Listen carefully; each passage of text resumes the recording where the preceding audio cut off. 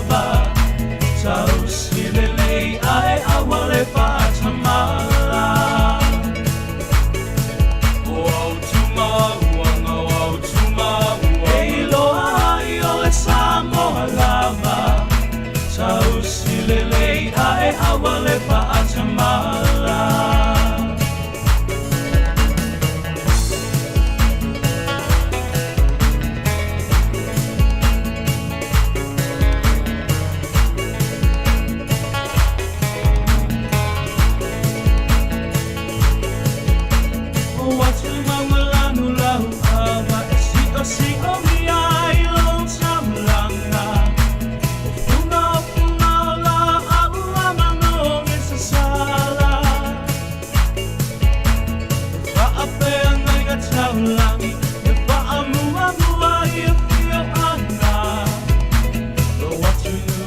Samoa pele nei hanganga O tumauanga o tumauanga Ei loa ai ole Samoa lava Tausilelei ae awale pa'atamala O tumauanga o tumauanga Ei loa ai ole Samoa lava Tausilelei ae awale pa'atamala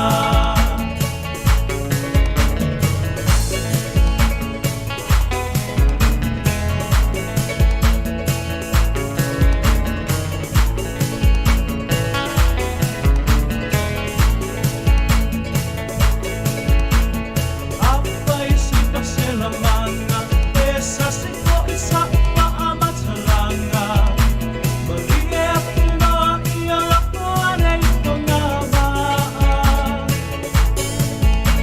Ma'ai si o tapa abai Ina ia e teo patu ilo wanganga Sa api apinga na ole Samoa moni lava Ata maila Lue lue maila Oso ilunga matuli ususumaru apoi lomu wa ulu Ata maila Siva maila Oso ilunga matuli ususumaru apoi lomu wa ulu O tumauanga o tumauanga Ei loa ai ole Samoa lava Tausilelei ae awale pa'atamala O tumauanga o tumauanga Ei loa ai ole Samoa lava Tausilelei ae awale pa'atamala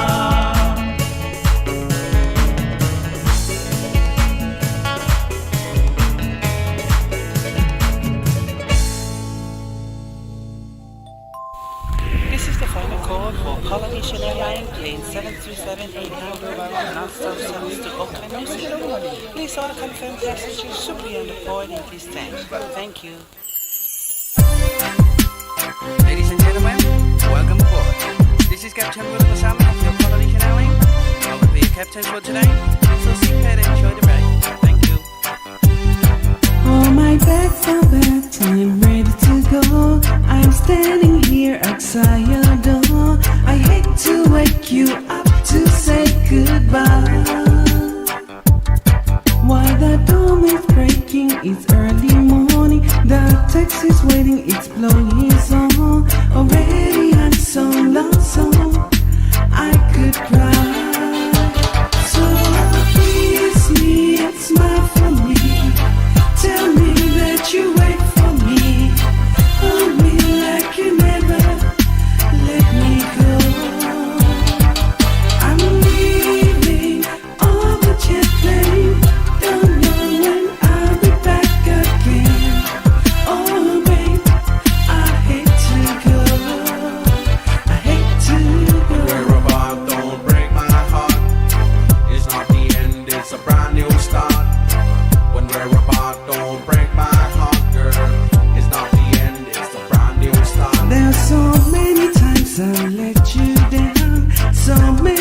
times we play around. Now you know the meaning of this sea.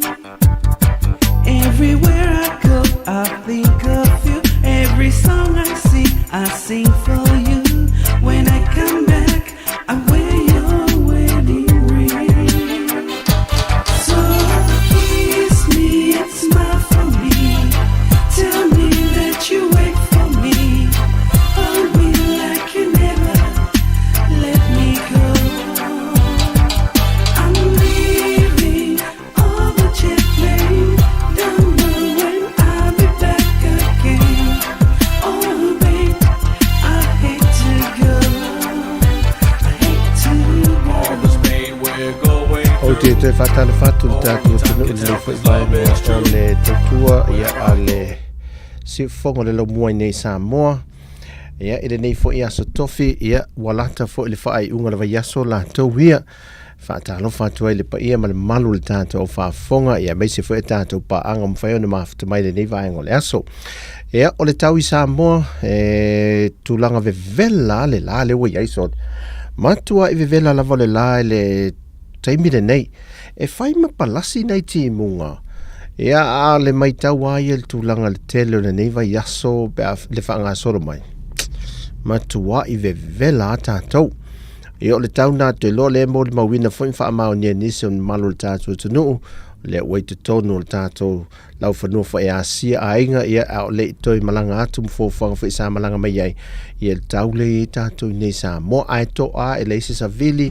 e fwini matangi malo losi angi ia a o lo whai mamau le suavai o le ripoti mai i vaenga i nui tua a meisa le a latu le anga i le anga il malai va le anga i tua tau le maua se timu ia o nei al taulanga e whai ma talawhata ia pia whai palasi timunga ia male anga i le ilunga i vai lima e tutu sai le tau nei le taulanga ia male anga i le ilunga i a fia malu wha asolo tui vaenga na o le leila o le timunga whai ma maua timunga i lunga vaenga maua le lunga le atunu ia le maua le tatu suavai ia le tūlanga le leina suavai maua le tatu e le o mativa le tatu atunu ia le tūlanga le suavai paua le tūlanga e tauna ia i o lo lapta i pel vaenga o le o nanga o le suavai ia ina ia a puti puti le suavai ma wha o ngā te tau ia ma vaai nei vaenga fo i e saunga le mua wha sau i nei le suavai ia ua o lo ele i au tele le suavai ma fo le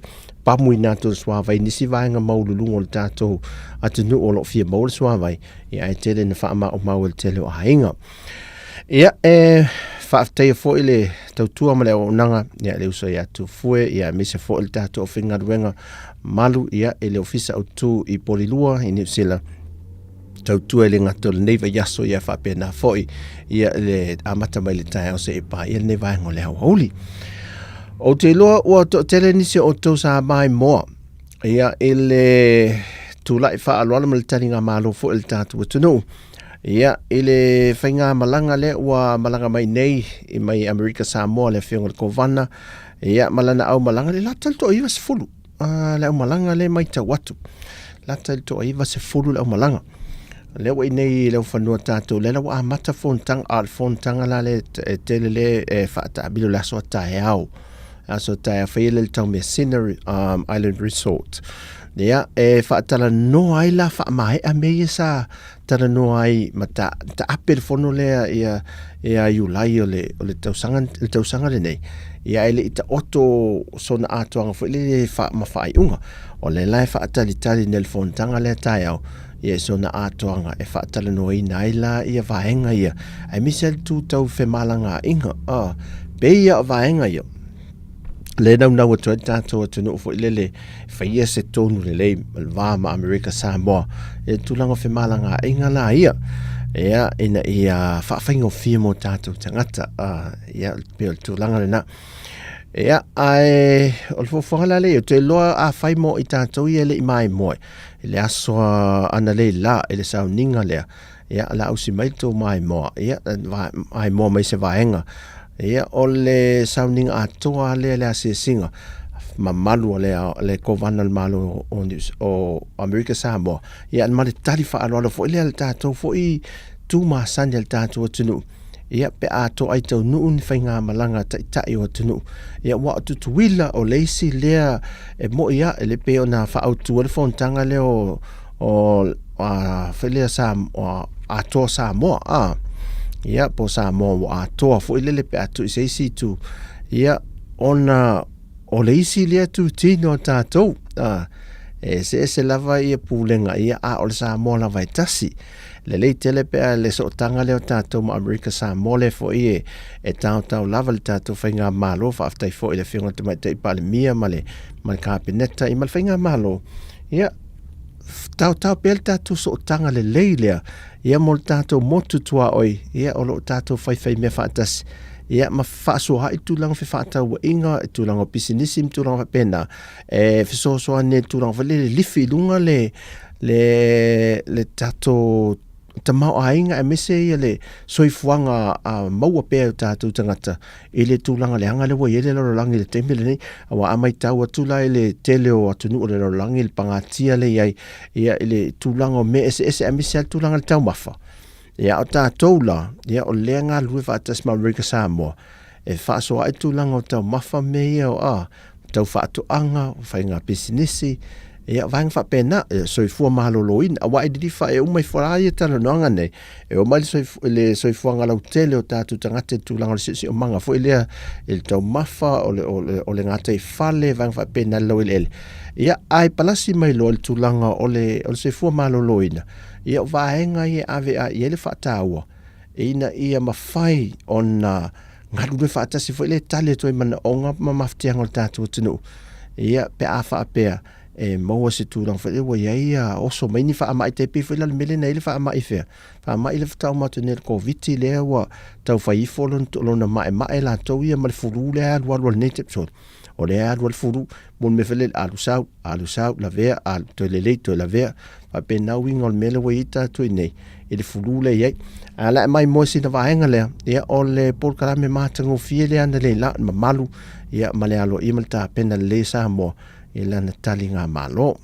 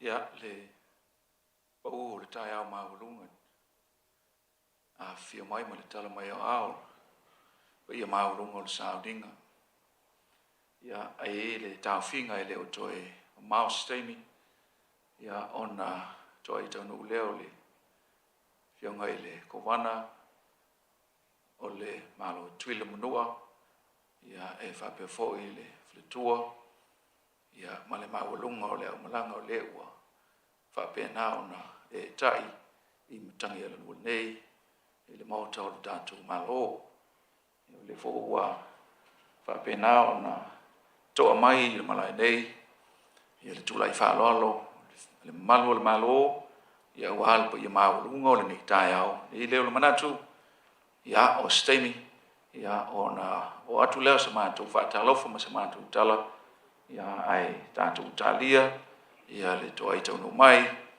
ia o le fionga i le Coven Sili o le malo tui le manua ia tātā mai si tātou pese Samoa maa ngai a fi le mō e whaanofu fi le mō ai le nei tai au ma le whaaloalo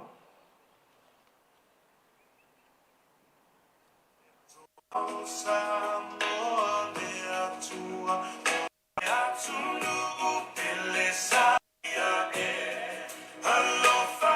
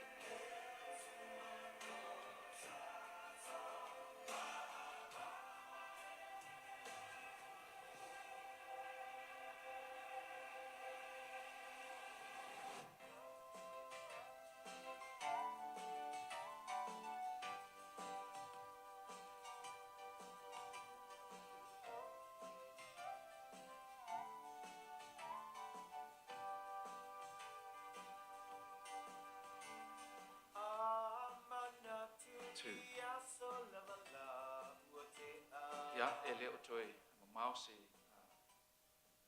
taimi ona toi taunu mai leo sa le fionga i Coven Sili ba tu foi le fiomai o le fionga i le tai o le malo tu tasi o Samoa le fionga i tamai tai palmia e tal sangatu ma le amatele ia ina ia tātou tūtula i le pai o le ulia ma le sauninga ia a o whaafio mai le sa ia o le fionga i le Coven Sili i taunu mai nei ia ona tūtula i pelea o a fiatu e le fionga i le kovana ma le fionga i tamai tai palmia ia i lunga o fola o lo tua tuiluma nei mo le taina o le fua o le malo o tuila manua e whapea foi ia le fua o le tanga vai o le malo tuito tasi o Samoa tal sanga te foi ma le whaalolo ina ia tūtula i pea a o asia e le fionga i le Coven Sili le tula i whaalolo le malo aftai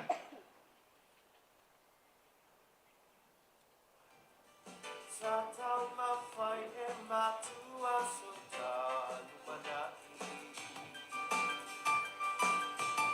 Le Samoa waiunai tu to atasi Tofa idai tua Salam toa samai le wao fitala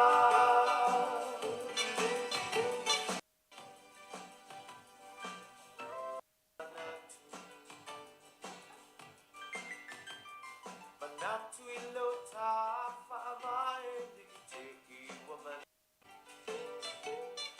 Tofa idai tua Sa ile adofa Wa e tangi yuso e whainonga ti sa iti Dei ngā lo lea lo whaki e sulu i lo sulu ngā titi Ka e mawala ia o le ana e anga i le tini Sala toa samai le mao fitala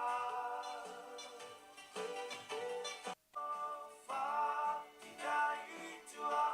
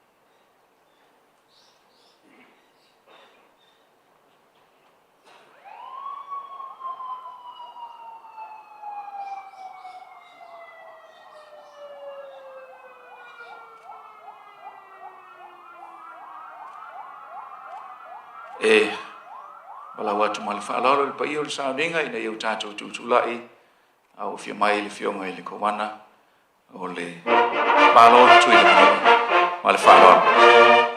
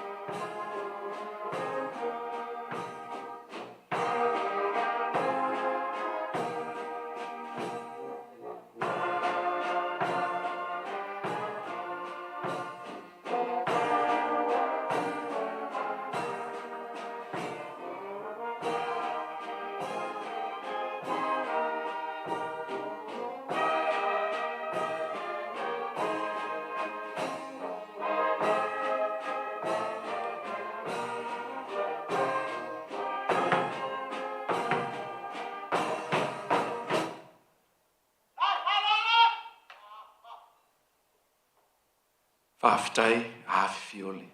Pa ia lau walau lia i o tōno whanga whawhitai.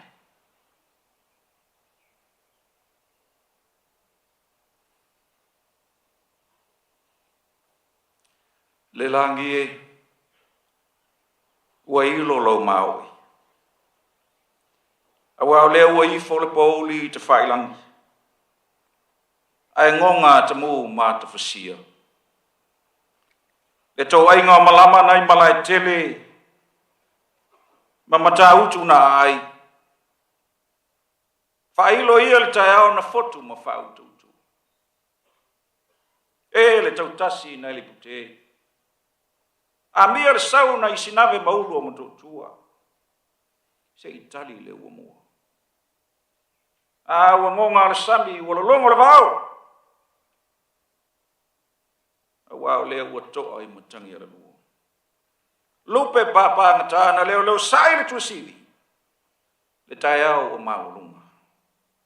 Le funga o atasi. Ua ula. Tu launa le pau o le tai au. Au maia le atoa o Samoa. Le whiringa mafua le lei. Se i sofi le alofa ma o tātou so tanga whawai papa. O lo tātou malu. Ma lo tātou wala i malu. E whātalo whātu i le whio mai. O lau whionga i le kōna sili. Ma le kāpeneta le whio lau whionga i le whongwhitalai. Lau whionga i le maputasi. Ma le paia maulunga o le whainga malanga.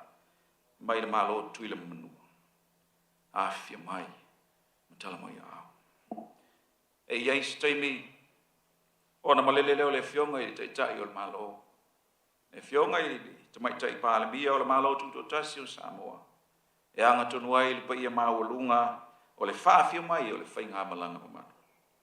Ai mai se le tāpua inga a le malo tuto tasi o Samoa.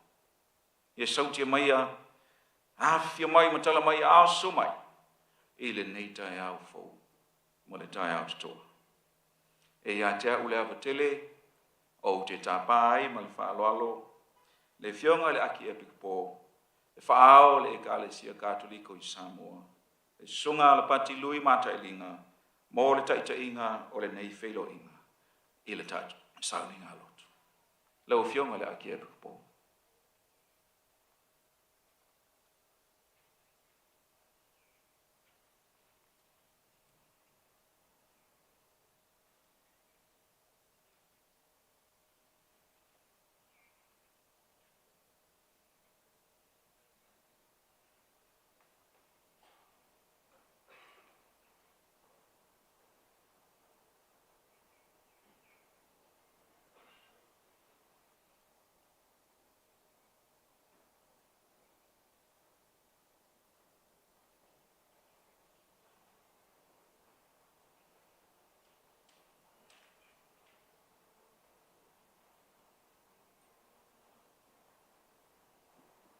Tāpua inga Ale Tautua o Samoa I long tātou tua. Kama le ala le angang paia. Whaponga I le upu o le li. Mai le salamo o tolu sa pulu ma le tolu. Pola nisi o poi upu. Amuia le nuu o filifilia e le ali. E fai maona lava tofi. Ina pepese ia I le ali o tau o e a mi utonu. E ono lava I e wa mi usao o na vivi ia. Ina vivi ia tu ia I le ali I le ki tara. Ia fai pesenga I anke ia le ne I le na pedi. E se fulu o na manoa. Awa e sao lava le fionga le ali. Mo fai a fo ia ia na ngā ruenga uma I le wha maonu. E fia o ia I le ami utonu ma le wha masinonga. Wa tumu le lalulangi I le alofa o le ali. Amu ia le nu, wa antua I le ali. O le nu o filifilia e ia e fai mona lava tofu. O loo sila mai le ali mai le langi. E sila fia e ia le whana uma a tangata. Tātou te talo. E sao lava au le atuai. E manuia le nu. Wa e filifilia e fai mo tofu. Whaftai lo filifilia o Samoa. Mai le vavau. E filifilia ai whakasi ma isi fwoi ma lo na e ngausi. Ia tasi I ante oe. Mātou te langona le anganga o le whaftekteli. Ona o mātou tangata. Ona o mātou siu mang. Ona o mātou anga nu. Ai maise o le mātou whātou tua. I lau mea alofa siri o le tala le lei. O lou lawa alo pele to tasi li Jesu Keriso. Pai sila fia le mafuanga o le atua o Samoa I le nei aso. E sa ili le tō whaama le whautanga. I ake oe I loa ngāngu pa ia. Whaoloa ina ai. A wā le whaafoefoenga. O mātou whainga mālo. E ui lava e lua. Ai watasi lava I ake oe. Ia mātou whataua I nei whi lafo inga. Lou whina ngano I a whaamua mua. Male manuia lau tele. O Samoa atoa. E mātou tau sia ma whālolo mia. Le tamani anga o le tangata na e ngausi I ofo linga pa ia. E mātou whataua. Mātou ai anta tau. Mātou sauru tonga. Mātou whataua le ola. Mai le manamba e o le tūnga mau. Ia mātou whataua lau mea lofa o lo mātou siu mang. Awa o lo mātou tau songa lea. Mātou ke whetau sia. Ia mātou pui I ai. Pa pei foi o na lātou tau si ante I mātou. Awa o e tau tala mai. Lou mamanu. Ma lou mātanga o fie. I lo mātou siu mang. Ia whapea foi o lo mātou whataua. A mātou whainga paanga ma isi mālo le lalolang. Ia mātou whelango mai sa ili le file mū. Ma le nofo le dei o tangata. A wā o kele tōtu ngā. O whea ngai ma le lalolangi I aso nei. A o oena e ngaosi tangata. Wa e silo fia. A wala e mawhai ai o lo mātou whakino. Lofi na ngalu pa ia. O lea, ia e fio ai o mātou taitai. Ke lafo inga I nei aso tāu. E o se tai au fōu Samoa, lea wā atoa. Sa ili whakta siai whaalumanga. A wā whai o lou whiringalu. Ma le tau singa o lou nuu I ona tūlanga ese. Mātou whakta ua fōu ia mātou whanau. Tūpulanga tala vōu. Wā o nei ma tai au lea o le atoa o Samoa. A ia mātou mana tua fōu I ma whalo alungia. A mātou a fua mai maunga. O lantou e tāpo ia whaiva o le atoa o Samoa I aso malawa. O le viinga e fo I lava I anki oe. O le wha maanga longa mai anki oe I anki mātou. male fa o lo inga male fa o sukianga o mātou ia whaia lo whirangaru. Lo mātou ta mai o i le langi. Ia pa ia lo swafa. Ia o mai lo malo. Ia whaia lo whirangaru i le larolangi. Ei o na whaia i le langi. Ia e whawai mai a kei mātou i le aso nei. A mātou mea ai te tau mane aso. Ia e wha māngalo i a kei mātou tau ang sala. E peo i mātou foi. Mātou wha māngalo a. Ie wanga leanga mai a kei mātou. Au foi te taina i mātou i wha so song. Ai nā vea i mātou mai le leanga. Au a e o le mālo ma le mana. Mātoa ma le vi inga e wha o vaulau. Amen. Ia lo pepe whātau manu ula, le angango pa ia, i le ātoa o Samoa i ana whonutanga o lafo inga, ma ia e malo ai mōlona vi inga, ma le manuia o Samoa ātoa, le kamā, le alo, ma le angango pa ia. Amen. Tātou whaiu i le pese, e mana lava le atua.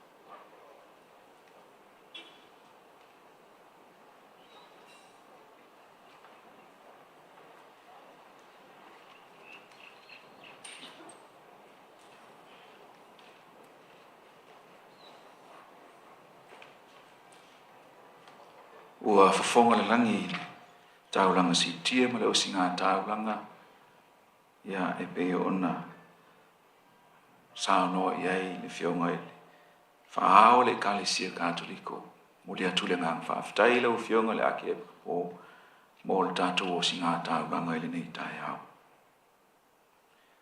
E a te au le avatele te tawai o te tapai ma le whaaloalo le o fionga i le kovana o le malo tuil manua le o fionga le manu pele timonga mo lau Samoa.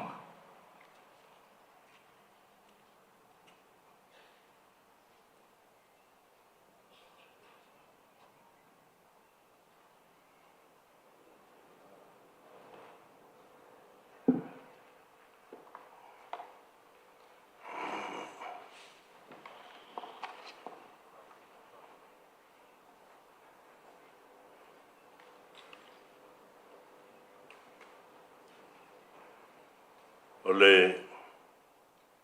anganga o le whaafitai i le nei tae au amata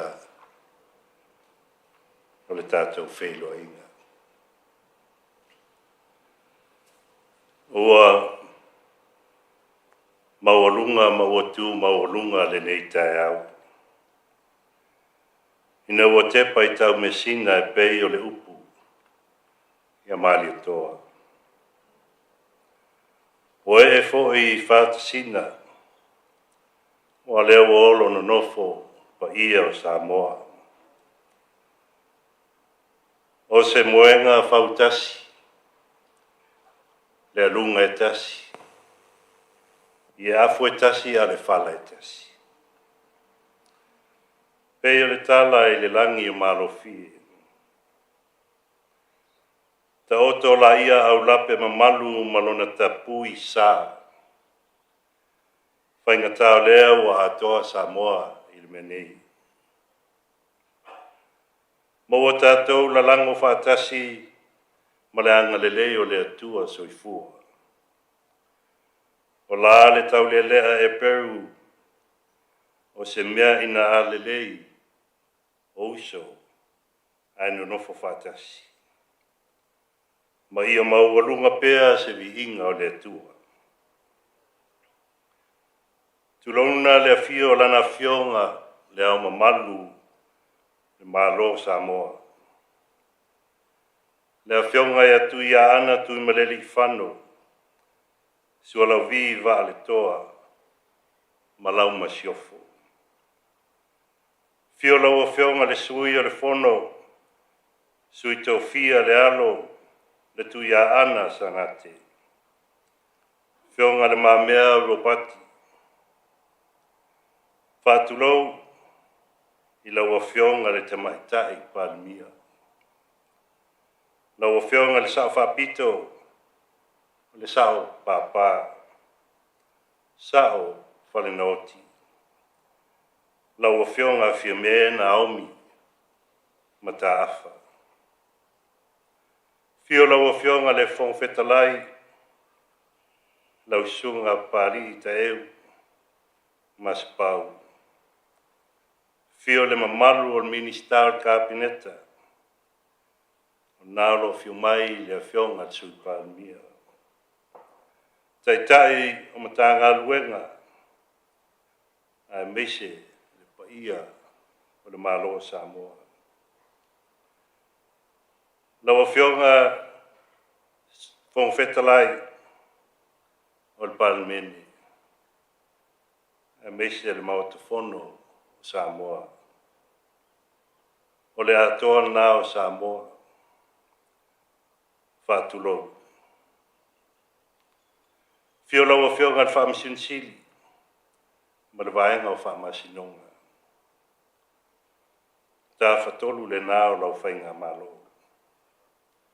Tainane whaululunga ma tā ngā luenga ese. O le paia foi ma whaululunga o company. Ma pisinisi i nei Samoa. O lo ngā pātia au a se manuia o le malotu totasi. Whātulou. E le alo tamala fo i se upu o nei whaingatā o e Samoa o le ao e mamala. O a le awhifio a inga ma o lātou tama. Tama fo i ma o lātou a inga. Leu songa ia oe tu mua mapule i tu au malataua a inga le tai ma le toa le fua. Va o fonti ma le vatau o nā whanua. A tainane tu la toa a inga ma whare polo tō whinga tu lou. O lo e fo i whātasina le pa ia o le a inga sa le vi. A wā le whala na fola i luma le sunga le aki piku pō. Sunga ia ala pati lui ta linga. O le osi taulanga filfilia o le nei sauninga mamalu. O te seu whaalo atu fōi le nei tae ao malona mamalu. I le sunga le taitai mana mamalu o le malo. o le malo Samoa. Pa ia lava le nai le afio le minister matanga luenga. Malawa fionga le komisina. O leo. A fai fo i wau tu ma o te patu i le atu sai. O lo po mai le fala ma seu tāpua i mai whanua. Whātalo fatu i lau fionga le ko wana lutena. Ma le tā whatolu o le whainga malo tuila manua a morhenga. A fio maota e lua, le malu al fono whaitu la fono, fio mai le fionga al fono whetalai. Fio le whamasinsili ma le vaenga o whamasinonga. Taina ne fo i le ofisa o le malo whaloto i whale. Fio le fionga al maputasi. Po ia na i le afi fio sua ma le vai whanua, fo mai tulangi tu au ma la taua. Sa ole ma le sa le au bua ma le launiu na sa lua. Tulonga le afi fio mapu, whasuanga, sunga i tamatua. Whastaila. Le vai a fo i le whala oto a wale fio le la au namtasi. A fio li fatui, fio ngal fiti. Ma le sumai o toto o maupu i le manua tele. O Samoa watu matie. Ona lumafa tu toto, ma ona papa e tu loto. Ai matua lava le tu i pa ia ma mamalu, ta po inga feoi o te tala le. Suli vaaya ia o le tua. Olo o mai tau ngalu i le langi a wani manu faifo. Mo Samoa ngā lua. Ai meise le tā wha moe le nei whanotanga. Wha vāo malo o le atoa o Samoa. Tai au le nei wa tātou o ai i whaleseu. Ai matua i nu po te poto. Ina ua tu lau mai le nei tu o le usonga. Ia Amerika Samoa. Tātou te umu whono tala, maulu mea whatufala. Ono o se tō whāna tū mamao, awa lava le whātū mauina, o lo tātou so papa, ma le so tanga whāwao malo. O mata upu o le a tātou talanoina ma lauri liu i ai le tō whā ma le whilinga, i le nei whono o le atoa Samoa. O mata upu whāwau i le tā whanatanga, i le teimi o sola. Talanoina o tūlanga tau tamau a inga whasoa, ma o loa whausia. Whaololaina o la tā sotanga, whamalosia leo pisi nisi whaloto i whale. Whawhetau inga o fua o whaelelenga, ma leo whaiwhaiwa. So i fua maloloina ina ia whaatauina, e so i fua maleola. Are pui, ma le fo ia o whaamai whiaweai. Tūlanga taualoa o aonga, ma le mamalu o whanau, ai meise le atanu i tūlanga o aonga. A wala whe malanga inga, a walo na saunga le mu ma malu puipuia. Feutanga inga, tūlanga o le ofisa o whe malanga inga, tūlanga o pemita, ai meise le talofa pass. Ma le lātou whaonga ina ia, whesota inga o tūla whono, whaasolo malo, ia ai meise fo i lau soli tūla whono. Whaatala no ina o puipuinga o whanua ma inga, whanau ma inga, i tūlanga o whala au whasaina ma loa whana. Whaamautuina o awala whisota, ma le ngā lulu e whaatasi, whaititiai mawhtianga, ona o le tau mawhana whana. O nei mataupu ia mai isi mataupu whaatala noina. Maolo o iai fo isi mataupu fo pe a marilia iai. Ilia fionga i palmia malfontanga. Pene yaso le anganga whangai e tia. I o le malo Samoa. Malo whaftai tali malo. I lau whaaloalo whaatamari I lea na tuina mai ai.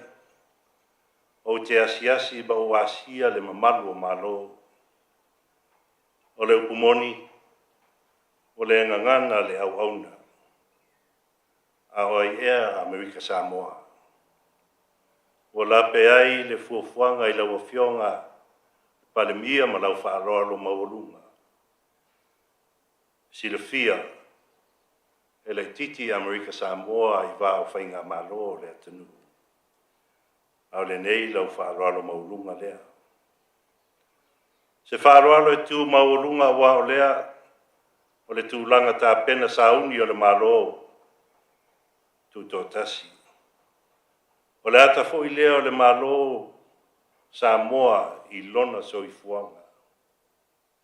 Malo Tautua, malo sa ili lumanai.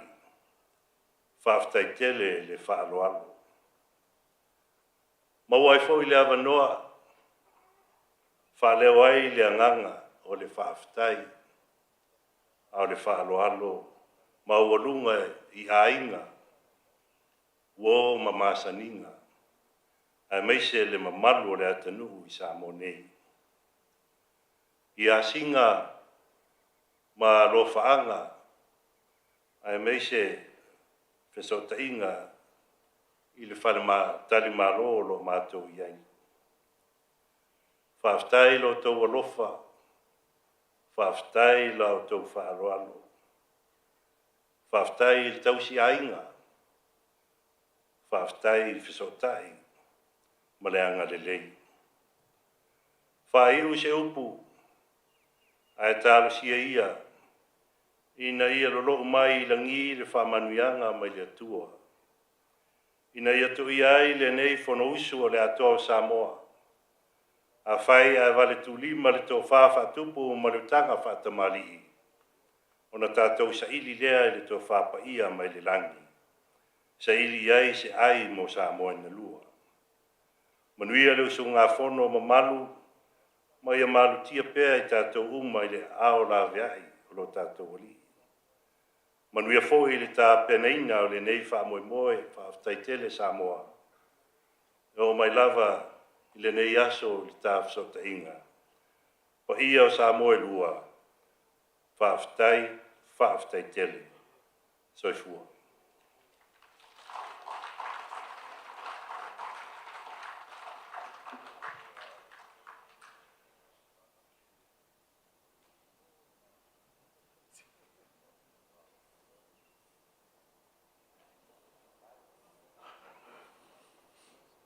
Pāwhitai malele, pāwhitai sānoa, I lau whionga e le kōwana. E a te au lea tele, le whāloalo o te tāpā ai, lau whionga, I le taitai o le malo, lau whionga I le tamaitai pāle mia o le malo tutu tasu Samoa, lau whionga sa whapito whiene, Naomi Matawha, mo lau sānoa.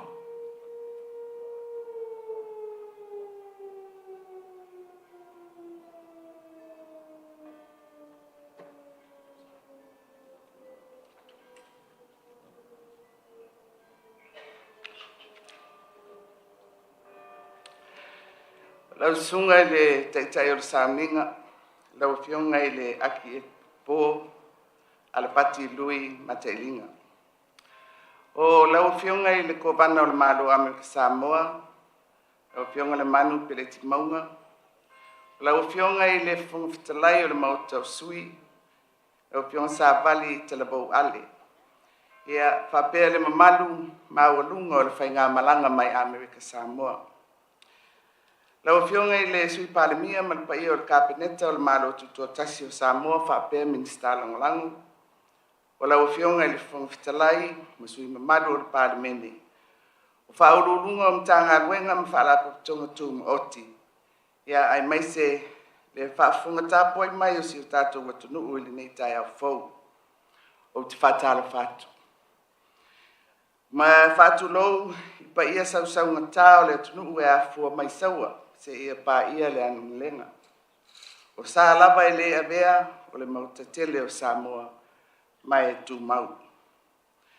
O pa ia wa ainga matama, o tama ma ainga tu mua mapule i tu au malataua. Ainga i le tai ma le waa fonti. A o lea watau mai le lei le pa ia mawalunga o le whainga malanga a Amerika Samoa. O pa ia wa sua ma le vai whanua o fō mai tūlangi. Sa ole ma le launiu sa e lua a fio whatui ma toto ma upu i le manua tele. O lea ua soota i au le maota o Samoa. Ua whaiva ese le uru pepe o le nei tai au fōu. A wa o lea ua ni wali le wha moe sa lupe ma le lafo i le atua. I le wha awa wina o le whonutanga o le atoa o Samoa i le nei tū o le tātou watunu. O te taofi, o le tātou whaafitai whai whaatasi sili lea i le atua. E pei o na saunoa i ai le sunga i le taitai o le sauninga. Se i mua i momoli la palapa o malo i le langi. A wa o lea ua fio mai, la ua fionga i le kovana sili, le funga fitalai, ma le mamalu mawalunga o le whainga malo al malo tutuila ma manua. Tātou te laulua fisi le whai i tūmua nei. La mole la, o tau tamai e le fua lea, sa vali mai i tū lea, se i maua i se paolo malo ua, sau le la. Ia se ko mai i tātou launga. Ua tau mua le leile ma tautu, ma la lango whaatasi le nei whonotanga, ma le whaamanatuina, o le ono sifuru tausanga, o le malo tuto tasi o Samoa, o loo whaamanatuina le tausanga atoa, kuku ilunga, so mai.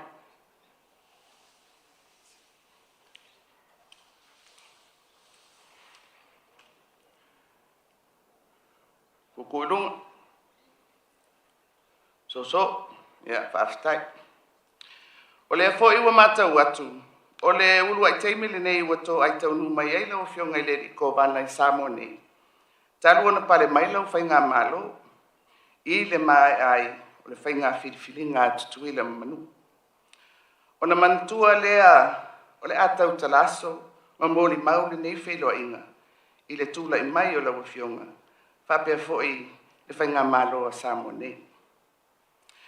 O le tātou fo launga, o le whātua tua ua au tausanga. Ai tātou te mau whātasi, o loo whātonu whalau le atua e ala i lona nganga pa ia. Ina ia mauaa o tātou so o tanga o Samoa na lua, i le whetausiai ma le wheoe ai.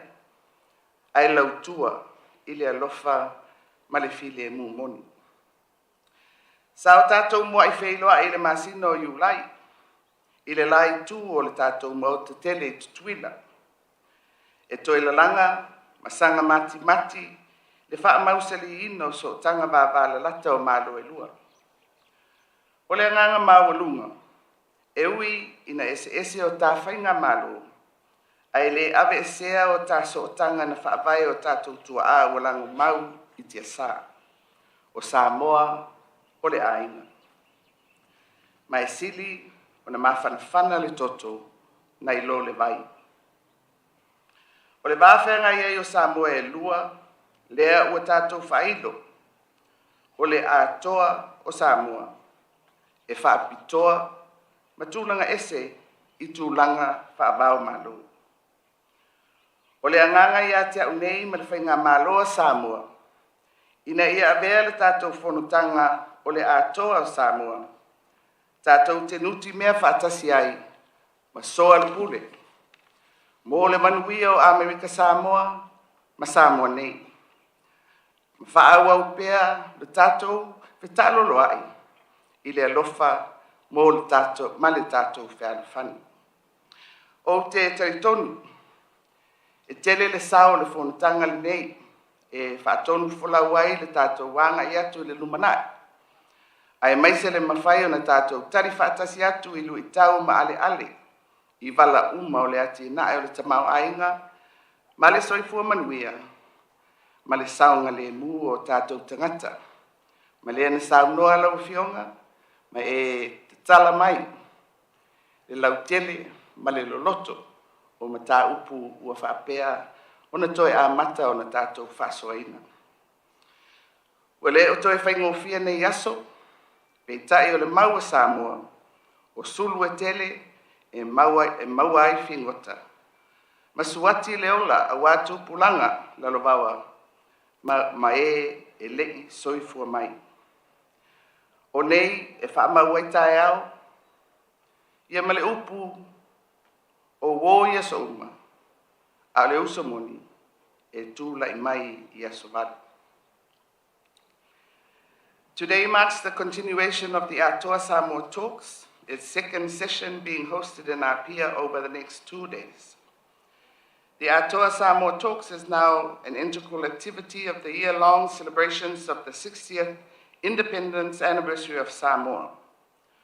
Of notable significance is the fact that the talks provide a good opportunity for greater and more sustainable cooperation between Samoa and American Samoa now and into the future. May we achieve the fruitful outcomes from the Tautua Samoa talks with God's guidance. Ia alofa mai le atua i le amateina o le tātou whonutanga i le nei aso mātai au. Ia awali tia mea uma i lona anga le rei, soifua mai Emanuia.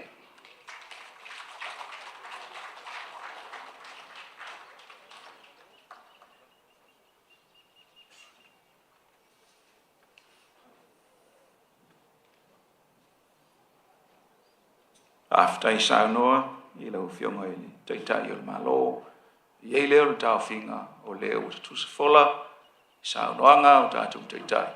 Tō mtauina ai le whamoe moe o Samoa, ia Samoa na lua i le atoa o Samoa, i le so mātai au. Ia, e wala watu, ma le whaalalo i leo fionga i le komisina, ia me se fo i le malo, ia alo maia mo la tō savali whaalalo. Wa ia o tātou malo whaalorongia. Officers, two. Hai whaalalo! Uta! Hai whaalalo saunga sui lenga tau. Tui! Tau matau! Ta!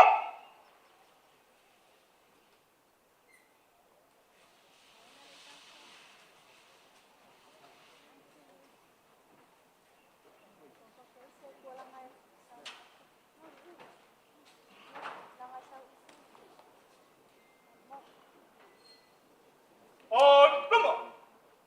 Ah! Well,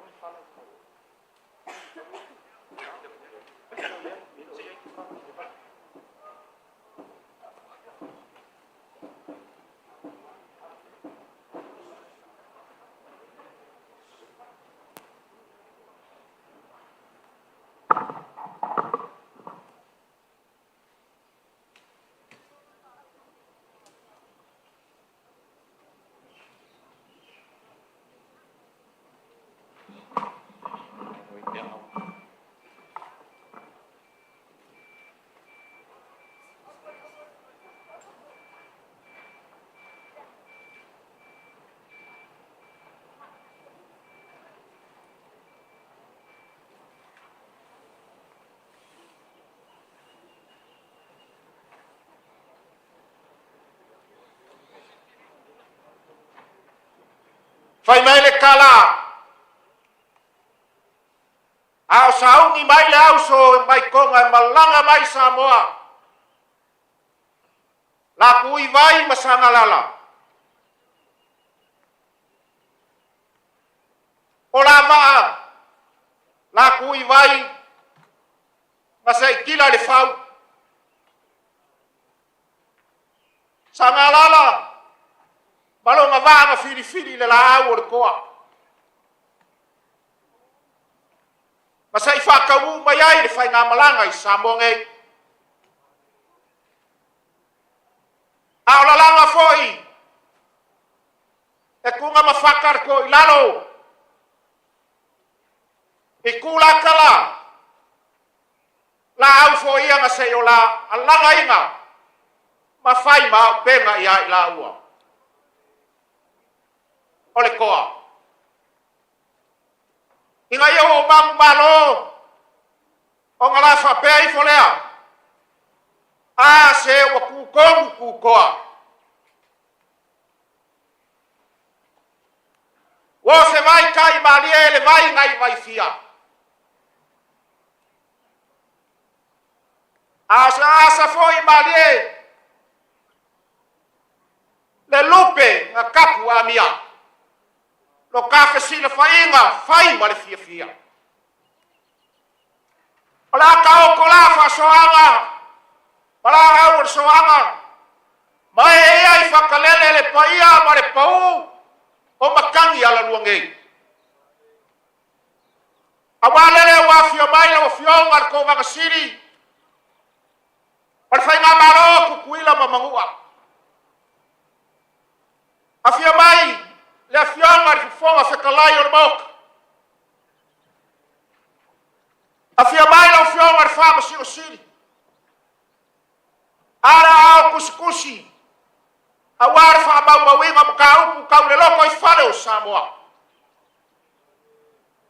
Apa I apa nga kam o kupu makamari o lo kupu ngou le lai kuwai. A wara kau kuainga o le malo kukuila mamangua. Famalo maranga. Malo afua I lau o maua. Ola upu bongi. Sako malanga mai lea. Ea I lea o lele ma lea o akea. Sako la sio le masa. Ea I peo kama le peo koko. Mangamu fakio. Ma peo langa. Ayar ngai kayau. Lea wa mamoe maka o makan. Waka o ko a peo la mamale risani. Awa fai ko kasi le pule le kua. Sala sia foi le lau lele. O ia le makui ma le mangau. A wale fa pengari nge yasu. Folau mai la le vanga kiu. Kau mai le vanga kau. Olo mabau pe lango le vanga fau a folau. Awar ka po inga bau le afionga le mabalo le malo. Balanga masiof. Le soi ar fau a sui kofia. Olo ma fanakua. E pale bia filifilia o Samoa se sifo ngei. Le afionga le fau a whakalai ar maok. Sui pale bia le kape neka filifilia. Ma sui usfonga umba. O le pale mengi o Samoa.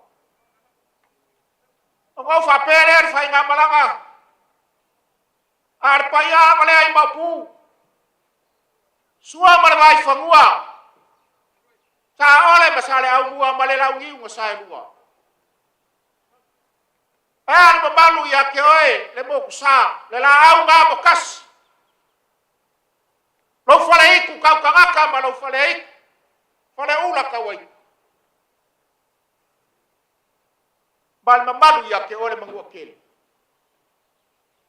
Leo wakako kiki ko ngole aso ngei o male lofa male anga lelei o le kua. Mamano fai ngā malanga, ele fa aka se kala la fa yak. Pe o ke ano foi le aka o le la au. Ele umi nga mavaya ku ngei ka fe loa inga yo ele sa. E leo se nganga vale la i lo ko wafi fio mai le ngai asu. Pa walea. E le kau au whanga inga le la au mai o ngaka kulanga. O mangaku lea. A lea wa ko Samoa le ngai asu. Leo wa kingi kau wao ngei. I makangi ala lua ngei. E le fia kori ngeu fiki foi. Pe fia kia kamusa iar kangaka. I asu fa pengei. E kasi ale maungaiolo le lau le fiso le lau leo le kolo. O Samoa, o le fala e fiki se la longa mai songa leo i fa fianga. O Samoa, o le fala e feula le ula mapo. A o fai faanga kama. O Samoa foi o le fala e fola. Se sairi songa ngafa. A o Samoa foi o le fala e koso. Se kausa iri se ava. O le melea, fa malulu aku lau fionga ko wanga siri. Ma malu lau fionga fonga whakalai. Le loia siri. Ma la au kuskusi a wama kau lo koi fale. Ma le malu al whainga malanga. Le Yesu ia whainga al whamae mausari lama i kaua. O ngau whapelea. Wa mako waku sa wala fa fai mo fie. Ai le ma fai ai o ma e al fala o ko ma malu po ia. Awalo kako waku ngu makali nga malo e masangi ai. Lesa kausa ini sama. Awai fai makalo ko kau pe au mai. Ole ala wa o malo ka penga le fio ka mai kai pale mia ma fo fo kalai ma su fo o ma le pale mengi le ngai aku. Leo ko kanka ngai mai leo fa wepa. Ai fa maluru wa. Ole a fai ma ava. Fa oso ko fai nga malanga. O se ava iki o se ava le kwa o se ava le fokia. Wa fa lau ko afa, wa ma o ka lo ko fanga. Boni fosi makamu maleu. Walo la fo ele. Ya war pa ia. Ya ke ole faru polu ba nga ruena fai. Ole ake aku e fai ma oso, por ka ko fai nga malanga. E ai ale mangaku pa ia fai nga malanga ku kuila pa mangua. Ole ako Samoa. Ya i fo le mangaku ele kaula unga inga. E mose a longa uso nga sei fekalai ai le kua. Se ia e fai nga ruenga ia kupiko e lave ai isa la ero mo sa wa flau. O nga mangaku lea. O lau ata, o lau lea. Wa ku mai lo ao ku wa ku lo lima. Ia ai o koisili wa ko Samoa. Leo ka ku vai magalo seki. Wa fari alia foi fo nga vale alofa maleanga le lei o le tua linge yasu. Wa kakala le kua vai ola e pupungi vai ani. O nga sei kau bangu o ka ko fa moe nga linge yasu. Pa malulu aku so avo ke aku. O nga fa pele a Maria Femoa. Maria Femoa le fa ukanga. Nge e kau make mai. Ya leo mo fa yak. Ele ko la mai ngal ka ko kaya o mai o ka paki ka no ka ko ava mar ka ko fero ai nga yo ele sar nga masina ka amele yu ka fai ma nge yas ya la fai pai ka wa kulea manguia kele ngai fa boe manguia le filinga ko fa ka yo ku malo ka yo malo awa ngai alo fangiele kwa o ai ko fa o ani meo fa kamu kungoku i whainga malo. Ia kakala wau ka ngakangu. Ia ngau wha pelea. Ia ngau mapu aku le ngai kuo. Maua. Ia aku le ngai kuo. Le mapu kamu whainga. Ia kawese. Leo maka waku wa fori mai lo sa. Wa apo lo kau. Ala mako wha umak. Wa mavaya kuama maku masa le ku or ka feilo inga ni yas. Ai le fai mo fia ya mako lo ko ka pe au mai. E u ya ele ya makalia le fa mo ya pe ya mo fa ya. E mbawar kai. Ai le ko mbawa se ama moa. ai o mangaku foi i le vasa o lo ka fa ngai nga le sai le kaimi ngai e kasi lo ga kaimi ku va o ngau mangaku le a ko se lao lao ngai mo i mako ai malia mai alo finga ngalo ola ke aku mangaku ma walunga ngai aso ma wa mapu e pu a wa ngo foi a sua ma wololo ele ma fa kama afisi da fiona al pare mia ma fonga fekalai da fio mai o ko vanga sili o Amerika Samoa la wa fiona le bang o ngau fa pele ala ga fa ka le lupe fa lele a wa su o kongiola a fio le bang a wa su o le rio ainga male mamalu ya ke o sengoa mai ngaf male mamalu ya ko e mingi mamai sau por pai ala valeo ai ora ba ko kau saya O vai sau sua fo kamaro. ola pa kabari leo ke aku Pastai. le vai lolo ke aku ma de bala Pastai.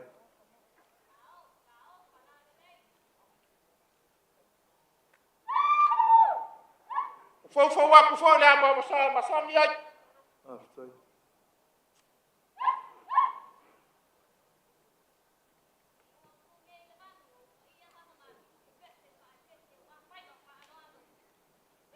ola sua kan sua ole mang palangi pe mo fayak ole aka pe ngalo de sa de kai mi ngai ale o ke aku ole o ko kan kan ai mai ai ka wese nga o ke aku Pastai. Ai falado. wa mai a o sia kinga so fu malo lo inga le se me o afai e o fikai le mangi kira kamari Na o ia male ku ai ro nga me. Pastai. Dai mai ku mai fa au ni malo. O tuile mino. Ai la usio mal pa mi am. ka wese Au ia au. ole a wa fale ala fionga kamai kai pa le mia Pastai. sa ko fai lo ko fanga i muri fosi makamu maleu ya nganga leo fia leo o kakala ko fai le fionga ko vanga Ai. La ve la usio mal sa fa pito la usio mal pa mi. Pastai. Ai fatmali. la fionga fo fe kalai savali pa malo fa kai ole bawa wallo so ifu al parmengi la ga fa ina ka o le lupe fa lele yu ku fa yo malo ya le aki ku vele ole buli fangua ole alo fo el ku kele pa malo ka wivi yo ki kawa o ngau fa pela ya lo maya la ka mu fa ya ku fa nga malo malingai ku ol ka ko aku ngo Pastai. le vai lo le o ke a Ai. Ai le. Masu inga pale bala. Sio mal fon fitlai tu fa to. Pastai.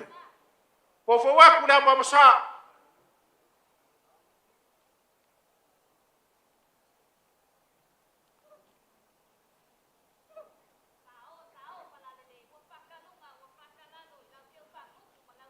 ola sua kal sua foi ole mang palang wo yai me uma wo mo siakir so fu malo lo inga wo uma foi nga pasi mai quarantine wo kaunga ave Amerika Samoa Pasi quarantine o to i nei. Ale su atu mo sa. ka wese ole kai la fa lo Pastai.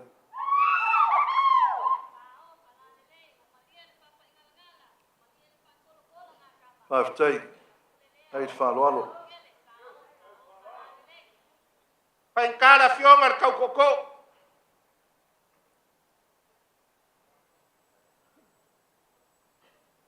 ko fa le o fionga fo fe kalai Pastai. Pastai fa ea. tai fa mali la fiona le pale mia male malo fenga O lea o whamangui aku, le ngai kua ka ko malo e ke koe kulai mai fo i palo ka le masi mo fo. Mai koe se ei mai le kofi.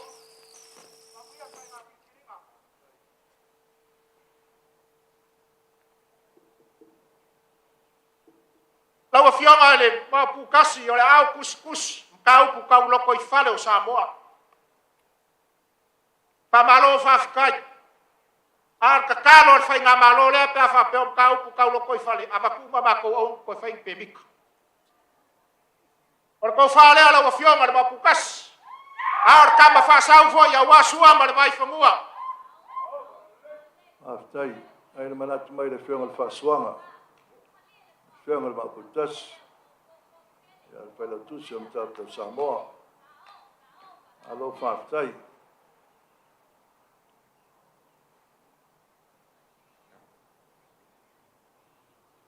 Kawese.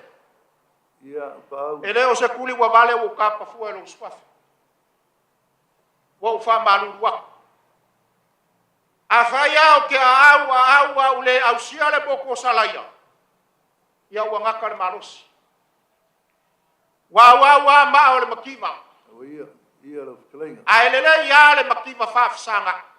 dia lava Inga ia ko Samoa. Ole upumongi ia.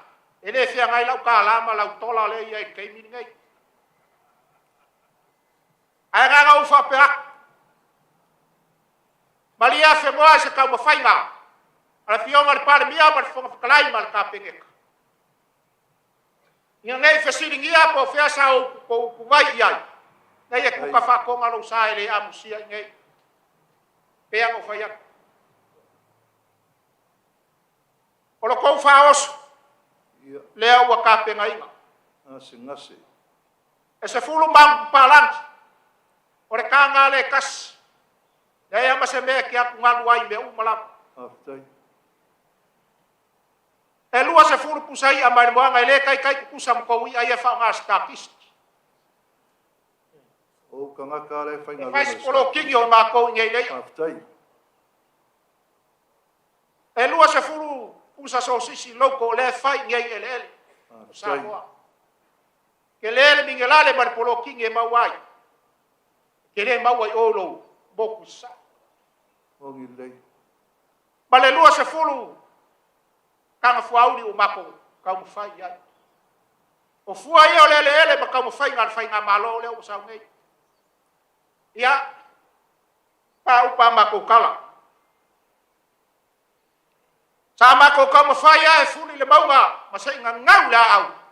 ngase Awalo ko fon ka wafu. Awalu. Wole solo kiki le au pa. Ka wese pa ia e o le pea wasamuki le kiki o panga mari.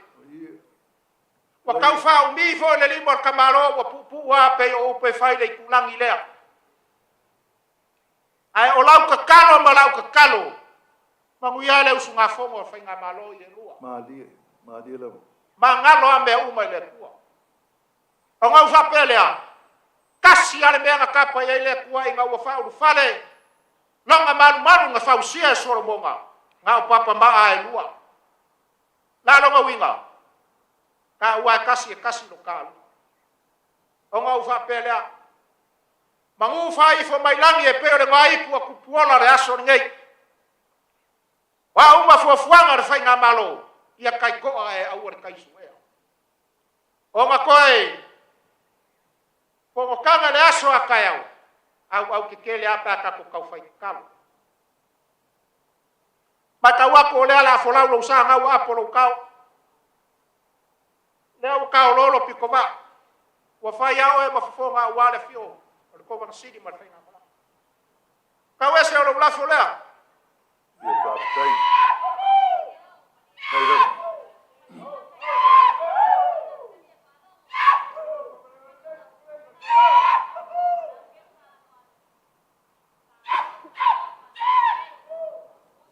tai tai lava ngase tai lava le fiona le palmia male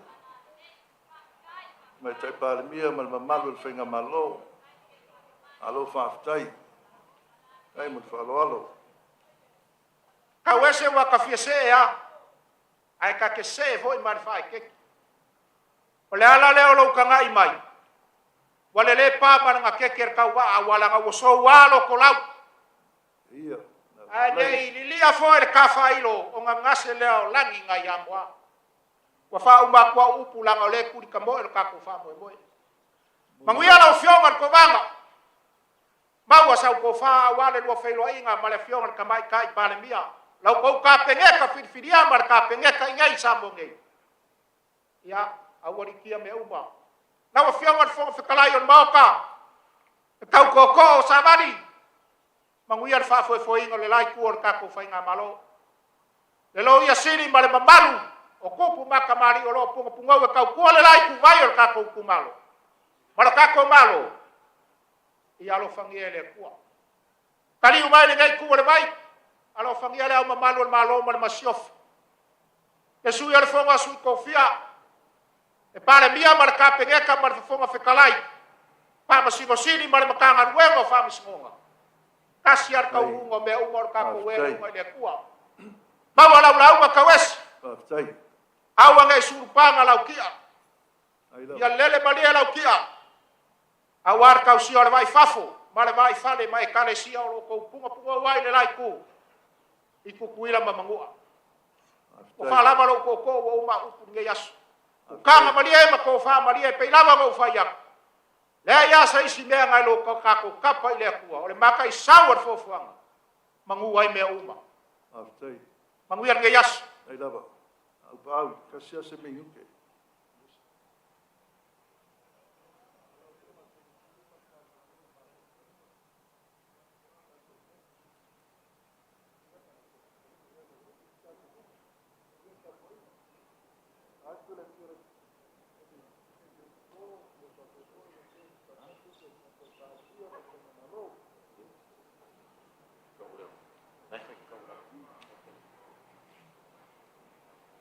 ai ngal tai tu le mai on sa ilo vai na nei minute ya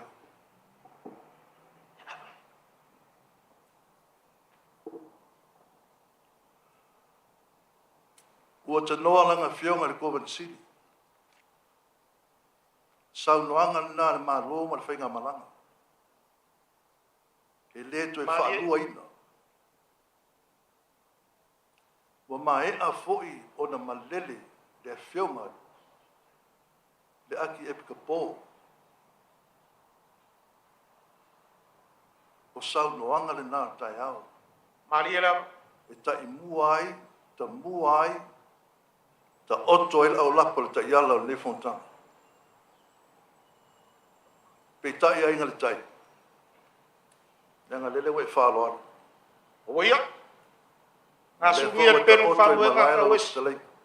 manatu lea tasi ape e lua e se upo le nei whainga malo o le tala e masaniai ainga le tai a o na fesou wai le tai ma le maua se au tasi tu mua ai a le whātua whalai sa ili le whengainga lo nofo tāpuai Lo fonga ka wes. te tono lo tūlai mai o le tūlai o le toa mālie ma le file mu Kalainga ba. le lawa ta oto i lango mau e peo le na upu ka au fila i o koko ia lea lala usavali file muai Kai.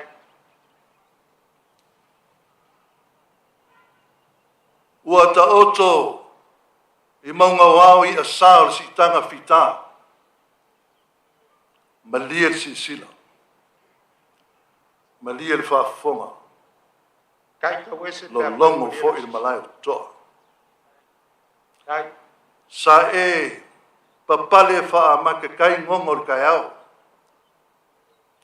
pese oil a inga le kai e ale kua malonga lofa Wa wale o se kai au nga funga kau. Au funga felang wai le lofo le kua makalas. Maria la. Wa wale o se kau au. Ongi kau fenga wai. Ongi kau fesi kai. Ia au kai au le sau malu yeremoni. O uso ai ngofo fakasi. Nele lau mai ang esi kia le ako aleanga. Makoli ngā ki pa ia le langi i lau whikalainga waka okoi malai. Ai aki le langi. Ai ngā le kai. Ia. Lau lau ngā pule mku mua le kai au ngai. Wai mua i sula le anga le leima le lofo le kua. Mai ka kau wai. Wa a whai wa ka whawhaki pua. Ulai pua. Sei pua. Whafo i lai le pi inga i le kua. Mari. Le lau wa ko ai le kai kua. Ngo ale kai sua maloloma le kai o pule mku mua. E kapua i mai ma whaki mali le kai o ko o ma kama mkua. Le ngei foi kai au. A lele wa whaafonga aku le fionga le whaao le malo. Ma le mamalu le whainga malanga lele. No fonga ka wes. O lele wa e au wauli via ma kala le fue filia. Wa e si i ma whaaki ki e ma salafa le fionga le kōpanga siri ma le whainga malanga ma kama ia. E ala lai fea se upu. A se mangaku o le whainga malo kuila mua. A o Amerika Samoa. Wa lele wa maua lunga lo ku whaaloa. Sa wia. Ole upu a paula. Ya kuisa balalo. Ngaru ku maya. Pe kai la inga le kai. E au anga inga se nganga whaafikai. Male mika. Se ia vaku so maku whaamalo, a sa whaamalo. Ai lai loa ka wese ka Ia o whaiva whare upolu mo whaiva kausi ka mali i kausi kupu. Ma lau whaafikufu nganga i upu. Pau alea. Ore ke kalo. A wange i solo ponga le fue. Ai kari whau le lauma. Kai. Ia ke urua pule ma kumua. Le kua upu, le kua kala, le kua whikalainga, le kua vanganga. Ngana whauku fia lo lo eke. Alofa maya. Ia kum ma kau ma sua. Pea lau soak. O lau ka kalo mo le aso. O lau fo i lea. Nea o kau lau wha manguia a warwhai ngā Kau ale ngei ai ngare kai. Au ange ifo se kua ngau aso. Kai. Ngei koe sa kia le whale o mae anga e ako. O mako upu ia. Ele kele aso mako upu ngei aso. Kai. Pe yanga mako kam whai aki. Lenga whainka lewa e kua lau whaakufunganga i upu. E le alu loa koko. Langa le upu e masangiai ai ngari kai. Upu i malai kele. E wha maka whaingofie. Ai le whaingofie sin sila oe. Waia, e lai loa e kau whaalalang. Le wa fio whaakui. Whaasuanga. Pa wahai o kama le kulangi la. E ngai a kama a inga le ngai ku. E le whaingofie le ngai aso ai ngari kai. Peka. Wale a whaingofie. Pe anga o kau whaiak. Ua malele na ngā fionga. E le ebia kapo. Ka okale i ngā le lango maua le ngai aso. Oka le kongu. Ua mi o kongu le ngai aso. E anga o whaiak. O pele so maka upu. O lau o lau. E kua i whaiva. Ele o mea ia hanga le kai. Awa ia. Ngā langa kako maka whangai. Ngā sunu ia le pelu le whamoe ngā malako le kaula i malolo ka wesi. Ngā sai mai. Ngā sai mai. Ngā langa kako maka whangai isi sa iri se ai mo ka ngaka o malo umai lua. O le lai kam whaiaku le mea lea. Le kam whaiaku e vawe ai pupu.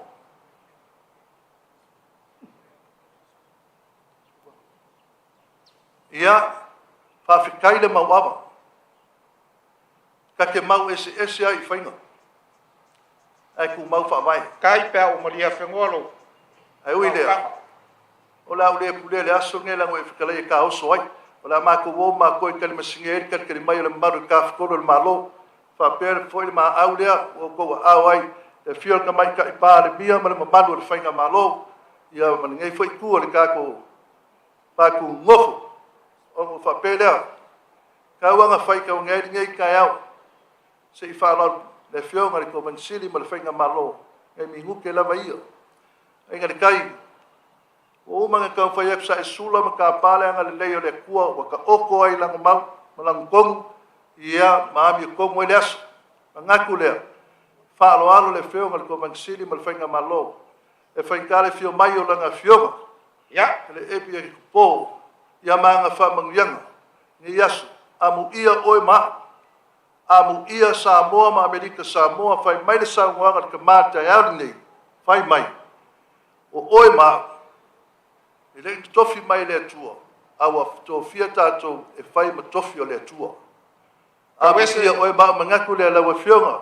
Ai mau mai sa le kai ma ma le mamalu le nei tai o ka fala la mai u ia lu mau le kua o le fatamari ile wa mai le u ma kasi fa ai le ma ke o le alofa o le kua ai la ilo la e ala lo fina ngalo e fai alo alo e fai fia yo sai mai se fai alo ia la wa fio ngalo ake po o fa tamari ile wa au yai le fio ngalo ko man sili man nei fai tu o fai ngamalo e le folo o fio ngalo te pa foi sa e te pu e le foi fa nganga le fio atu le mau kutas sa fai o e ma fa fai ngenga ta langi foi le fio le mau kutas fa tamari ile es fulu afeta la Amerika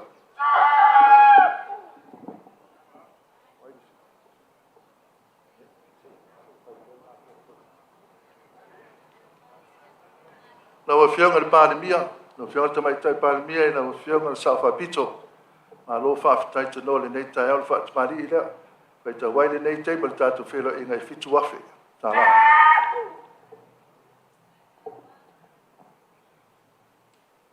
ia le fo lo e mai na fionga le pari le fionga te lai ia fa te mari fo le fa ta wai e li ma fe ta la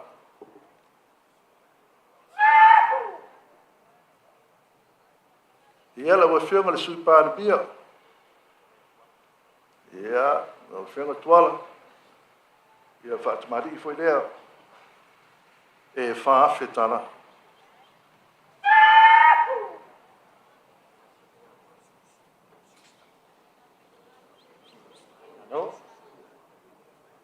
ia le fionga le minsta ia shusta ia malo fa tai dai la ben dei tai au fa lo alo o malo malo e lu afetala oh le fionga foi le minsta ia malasi o le lu afetala foi le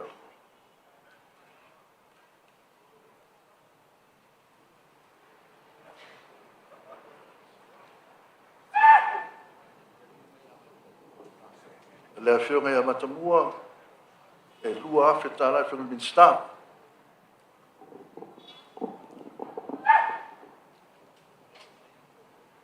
o le fionga ia tolupe ia e lua afetala lea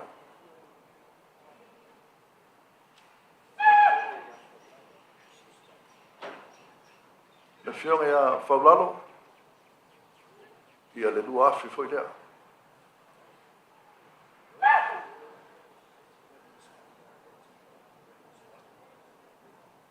le fionga le minsta le mai manua ia le atinu ia e lua afe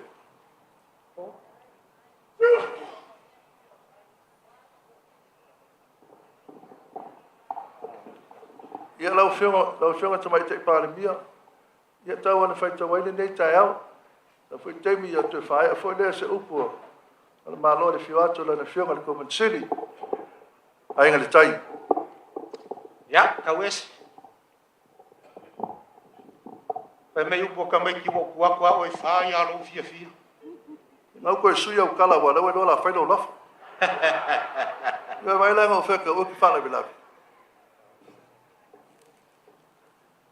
after yetu neas lo fa after fitlai kai o le upo le tunu nei le se me si dia tu lo le amana ia ele o me ia ale amana ia le lewa ola mo po ata malu no te fai langi le aso le nei sila Samoa atoa ma le atunu talai o ai ngale tai le yasu o fa e te mai atua la nyani o fa tu funga o lau lafi o le lua fetana Amerika lau upu ma e fai mai malo si atu lau tala ya oi ya ba ai oi ya sana fa valea ai ngale tai por ai le fa valea ai ngale tai mo por se vai fai fu foi ta me is tai ai fa tai mo loftaling Ai,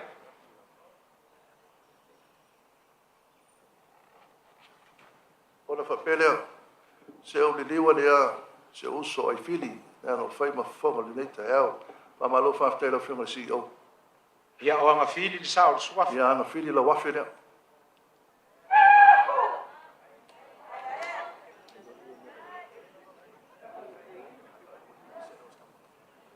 lako ma le lima sarau lea fa ko le afe anga fili moi e le kiki per team nga mai oi mo moi o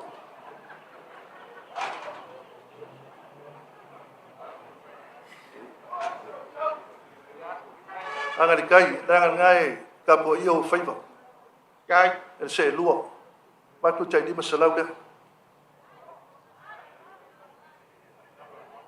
ma tu lima sarau lea aba ku ma le lua ko fle lima luma ko ka mo mai ale tapo inga lea lala mai lea ainga le tai ia, ole me sili ole nato te paolo ngia le leia o tau ai matu fala la le tua puli te tele ya tau ma dia fai le tatu fono ole afai o matu upanga fili la ngai tua fai tatu sabali le tai wa e fa matafi o te le fa matafi sau se malama sau se aso tatu to fa tau pai lea tatu to pai lea tau fa ya tu sau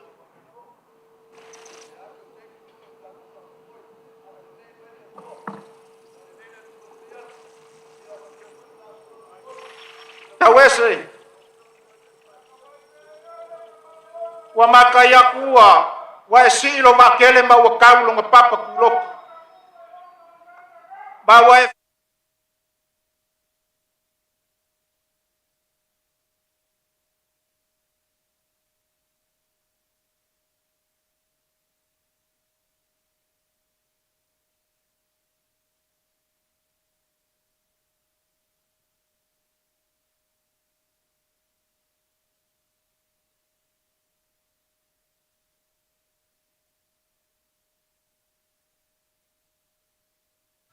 Sound on the minister. O le whaavai. Sai ai kia mai.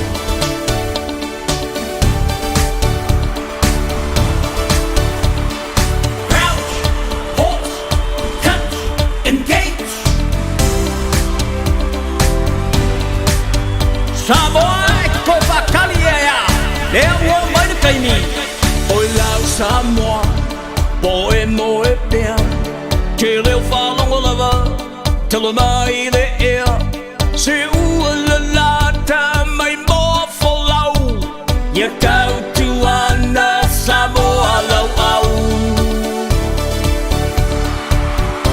Samoa it's the World Cup oi uso Samoa awa e te toe lafi tu mai lo fatu o pongi fatasi famalo si au leo tele le tauarana e whainga tale alo whaima o tama se tūlai mai kei mua i luma alanga kou manu masisi la fua se pisa mai mai a mana tua malolo pe malo awale fuli tua tutu patasi so tau we're all for one lo kai minei tu lai mai manu manu manu ala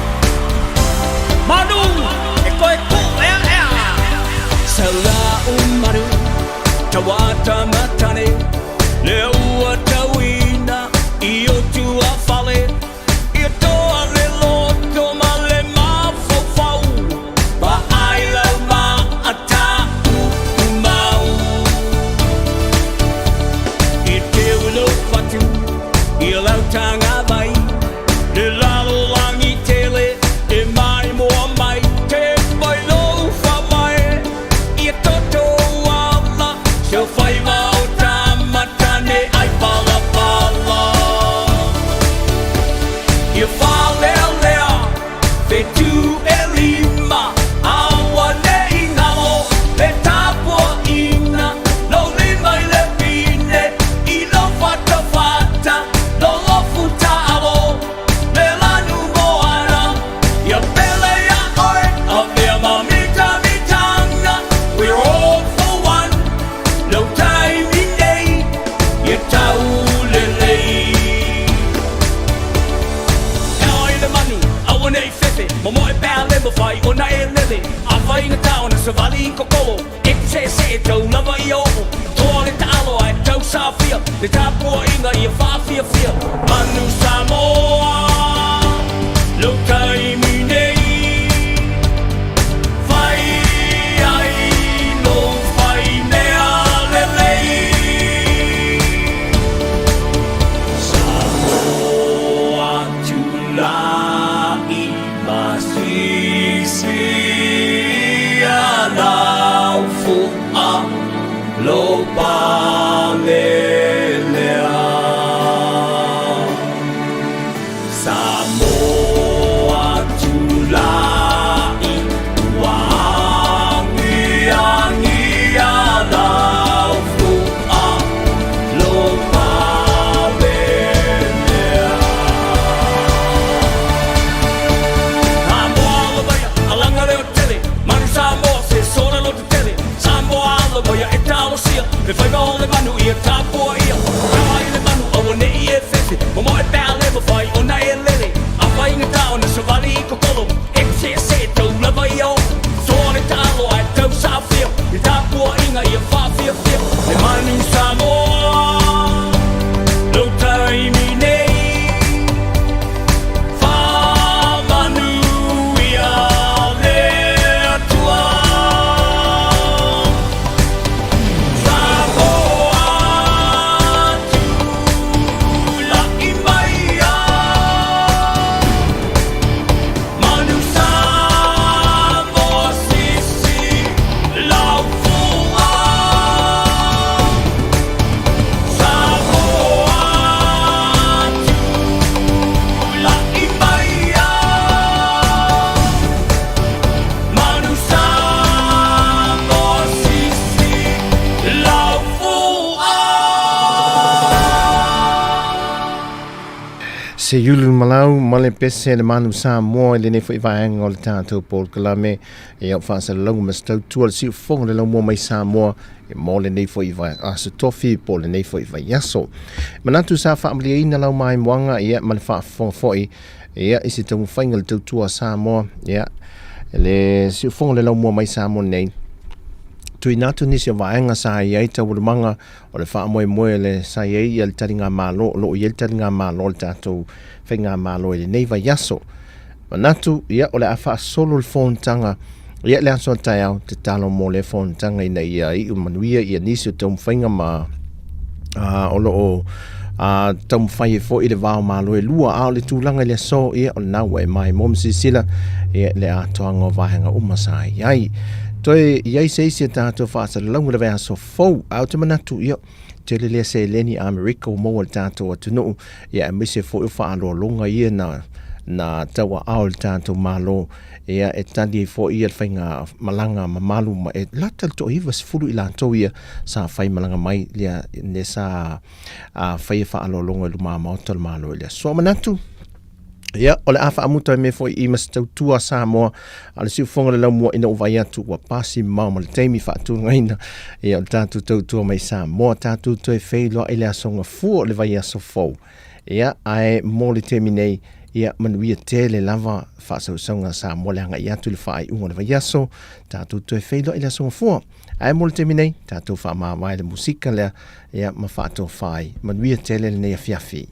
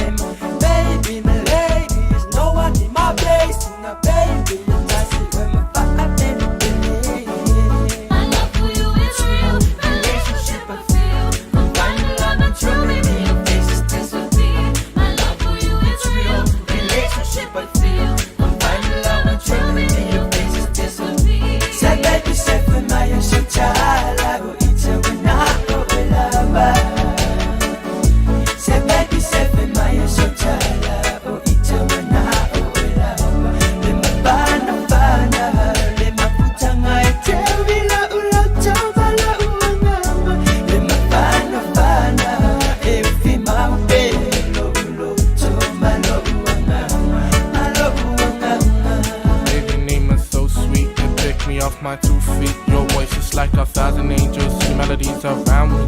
I gotta let you know that I can't let you go. That's why I'm writing out the song. Without you in my life will honestly be gone. I'ma give you my heart, soul and love. Let you know you're an angel from above. So baby girl, really wanna tell me what's up? Really wanna tell me what's up? What's up?